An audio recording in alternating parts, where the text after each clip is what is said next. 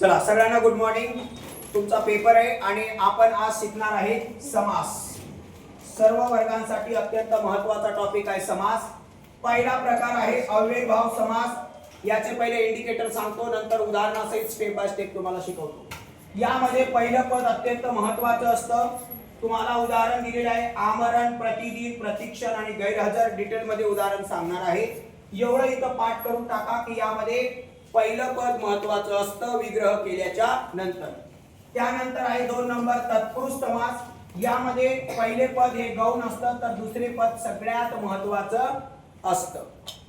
तोंडपाठ, महाराष्ट्र, नवरात्र, राजवाडा आणि पोटपाड हे याचे उदाहरण तुम्हाला इथं दिलेलं आहे। पोटपाड हे उदाहरण इथं तुम्हाला दिलेले आहे। याचा विग्रह करायचा, ते कसं करायचं ते आपण पुढच्या उदाहरणात बघणार आहे। त्यानंतर 3 नंबरचा समास आहे द्वंद्व समास। याच्यामध्ये दोन्ही पद अत्यंत महत्त्वाची असतात। राम लक्ष्मण, माता पिता, पास नापास, भाजीपाला याचे अनेक प्रकार पडतात। ते पण आपण नेक्स्ट बघणार आहे। त्यानंतर 4 नंबर आहे बहुविरी समास। याच्यामध्ये दोन्ही पदे गौण असतात आणि तिसऱ्या पदाला खूप महत्त्व असतं, त्याला म्हणतात बहुविरी समास। नीलकंठ, गजानन आणि मीनाक्षी याचे इंडिकेटर काय आहे तर हे पद गौण असतं। इथं फक्त लक्षात ठेवा, उदाहरण आपण स्टेप बाय स्टेप बघणार आहोत। ओके, चला आता आपण मागे जाऊया। एक समास अत्यंत बेसिक पासून बघू। पहिला समास आहे अव्ययीभाव समास। आता समास म्हणजे काय असतं तर दोन किंवा अधिक शब्दातील परस्पर संबंध दाखवणाऱ्या प्रत्यय त्याचा लोप होऊन जे एक जोड शब्द तयार होतो त्याला आपण समास असं म्हणतो। ही समासाची व्याख्या आहे। पहिला आता टॉपिक आहे की अव्ययीभाव समासामध्ये काय असतं तर अव्ययीभाव समासामध्ये पहिले पद अत्यंत महत्त्वाचे असतं। कोणतं पद महत्त्वाचं असतं? पहिलं मी आताच तुम्हाला इंडिकेटर सांगितलेलं आहे, पक्क लक्षात ठेवा। आता त्याची उदाहरणं कोणती आहेत ते इकडे आपण बघणार आहे। आकाश पहिला आहे गावोगावी, विग्रह करा काय होणार प्रत्येक गावी। त्याच्यानंतर आहे दारोदारी, प्रत्येक दारी। दिवसेंदिवस, प्रत्येक दिवसात। घरोघरी, प्रत्येक घरी। बिनचूक, कोणती चूक न करता। गैरशिस्त, शिस्तीप्रमाणे। याच्यामध्ये पहिल्या शब्दाला इथं हा जो प्रत्येक शब्द आहे याला फार काय महत्त्व आहे। नाहीतर मी प्रत्येक शब्द जर झाकून ठेवला म्हटलं दारी, तुम्ही म्हणणार काय दारी, भीक मागायची का? काय करायचं दारी, कोणाच्या दारी, काही बोध होतो का? नाही। प्रत्येक दारी म्हणजे सगळ्यांच्या दारी। समजलं? ही याची उदाहरणं आहेत। कळालं? प्रतीक्षण आणखी उदाहरण आहे त्याची। काय प्रतीक्षण म्हणजे काय प्रत्येक क्षणाला। कळालं? चला आता आणखी काय उदाहरण आहे इथं। आमरण म्हणजे काय रे मरेपर्यंत। आजन्म म्हणजे काय रे जन्मापासून। यथाशक्ती, शक्तीप्रमाणे। प्रतिदिन, प्रत्येक दिवशी। या प्रत्येक शब्दाला इथं काय महत्त्व आहे। पटपट यथाक्रम, क्रमाप्रमाणे। प्रतीक्षण, प्रत्येक क्षणाला। आजीवन, जीवनभर। घडोघडी, प्रत्येक घडीला। पदोपदी, प्रत्येक पदीला। पावलोपावली, प्रत्येक पावली। याच्याशिवाय 99% पेपर मध्ये उदाहरण येत नाही। एवढं पाठ करून जा। क्लिअर? हे अत्यंत महत्त्वाचा टॉपिक आहे। कोणता समास आहे हा? अव्ययीभाव समास। कोणता आहे? अव्ययीभाव समास आहे। कोणता आहे? अव्ययी। लक्षात ठेवा काय आहे? अव्ययीभाव समास। कोणता समास आहे? अव्ययीभाव समास। क्लिअर? समजलं? चला आता आपण पुढे जाऊया। दुसऱ्या समासाचं नाव आहे तत्पुरुष समास। यामध्ये कितवं पद महत्त्वाचं असतं रे? दुसरं पद महत्त्वाचं असतं। तुम्हाला सगळं विचारणार आहे शिकवल्याच्या नंतर कोणत्या समासात कोणतं महत्त्वाचं असतं आणि 5 उदाहरणं। आता आहे पहिलं उदाहरण आहे इथं लिहिलेलं आहे स्वर्गवास। स्वर्गातील वास। पोटशूळ, पोटातील शूळ। वनभोजन, वनातील भोजन। घरधंदा, घरातील धंदा। पानकोंबडा, पाण्यातील कोंबडा। मग मला सांग, वाचनालय, वाचनासाठी आले। देवालय, देवासाठी आले। तोंडपाठ, तोंडाने पाठ। क्रीडांगण, क्रीडेसाठी अंगण। क्रीडेसाठी अंगण। अंगण या शब्दाला काय महत्त्व आहे? क्रीडेसाठी अंगण, अंगण हा कितवा शब्द आहे? दुसरा. इथं कोणत्या पदाला महत्व आहे? दुसऱ्याला. वाचनालय, वाचनासाठी आलय, आलयला महत्व आहे. समजलं का नाही? मग तर तुम्ही कुठेही वाचू शकता, काही प्रॉब्लेम नाही. आता इथं बघा, गायरान, गायीसाठी रान. बोलत चला, गायरान, गायीसाठी रान. वाट खर्च, वाटेसाठी खर्च. राजवाडा, राजाचा वाडा. इथं कोणाला महत्व आहे रे? वाड्याला महत्व आहे. राजाचा आहे का आणखी कोणाचा आहे का तुझाच आहे? बरोबर आहे का नाही? तुझ्याकडे तर वाडा आहे, मला माहितीच आहे, लय मोठा वाडा आहे तुझा, कळलं ना? पोटपाट, पोळीसाठी पोळपाट, पोळीसाठी पाटावर तर आपण काही करू शकतो, पण हा पोळीचा पाट आहे. पाटावर पोळी करतात, बसत नाही. ऋणमुक्त, ऋणातून मुक्त. सेवानिवृत्त, सेवेतून निवृत्त. बरोबर? त्याच्यानंतर तुम्हाला हा दिलाय जातीभ्रष्ट, जातीतून भ्रष्ट. जन्मखोड, जन्मापासून खोड. बऱ्याच मुलांना खोड असते, माहिती आहे ना? काही जणाला इथं काय येतं, काही जणाला इथं येतं, काही जणाला इथं, काही जणाला तर कुठे पण असतं. बरोबर आहे का नाही? ते लहानपणापासूनच असतं. काही जणांना टकलं पडलेलं असतं लहानपणापासून. काही जणांचं तुम्हाला माहितीच आहे. सगळे तुम्ही आता आजूबाजूला आपण समाजात राहतो, लय खतरनाक पोर आहे. बरोबर आहे का नाही? हा. आता बघा, सुख प्राप्त, सुखाला प्राप्त. कृष्णाशी, कृष्णाला आश्रयी. देशगत, देशाला गत. हे सगळे उदाहरण तुम्हाला काय करायचे आहे? तोंडपाठ मी तुम्हाला सांगितले, तोंडाने पाठ. आणखी पण उदाहरण सांगितले मी तुम्हाला. कोणकोणते सांगितले सांगा? क्रीडांगण, बरोबर आहे का नाही? सांगा पटकन.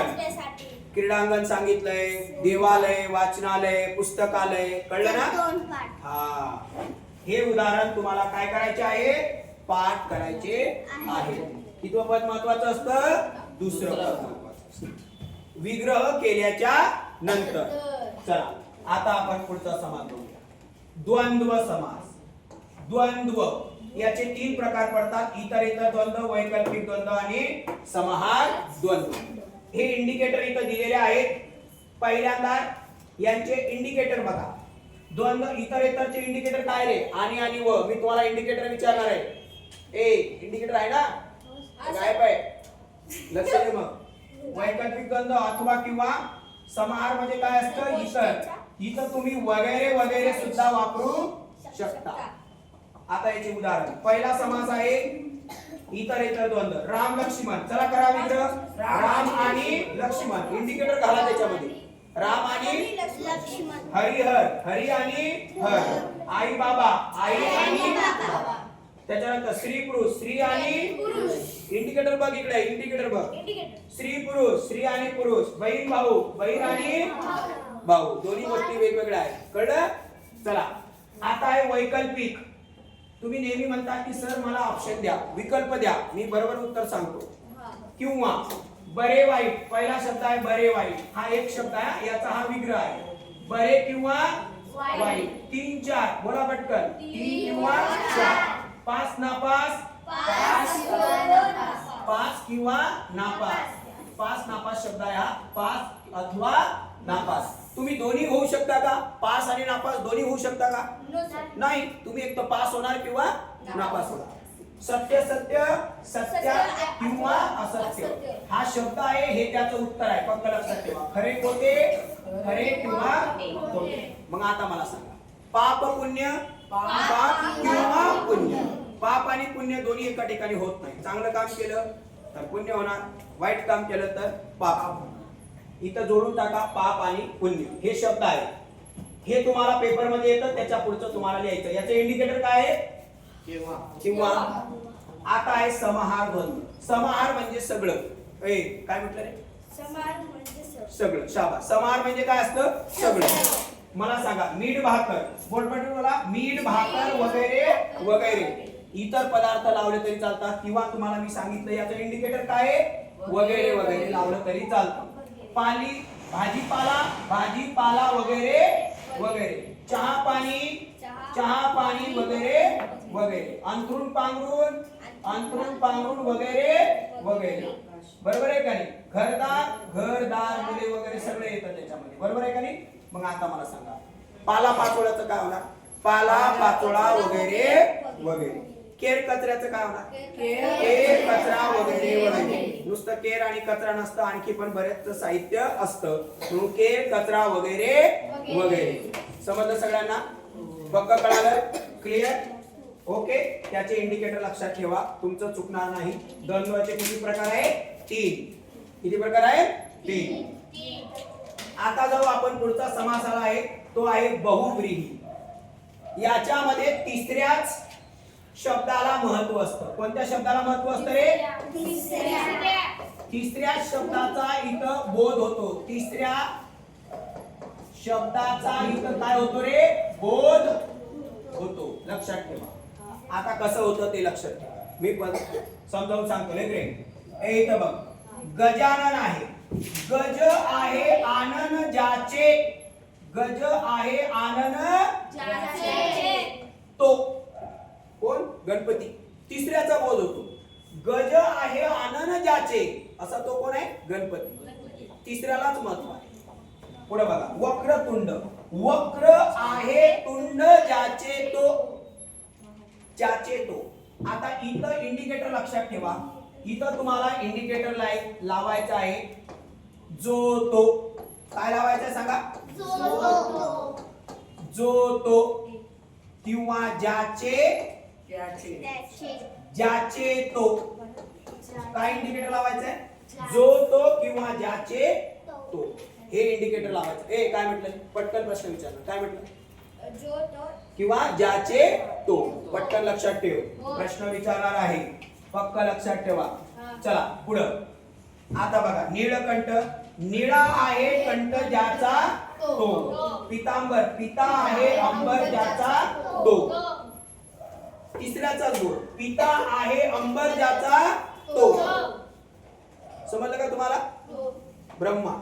तर त्यामुळे याचा काय होतो? तिसऱ्याचा जोड. लब्ध दृष्टी. लब्ध आहे सृष्ट ज्याची, असा जो तो. प्राप्त धन. प्राप्त आहे धन ज्याच्या, असा तो.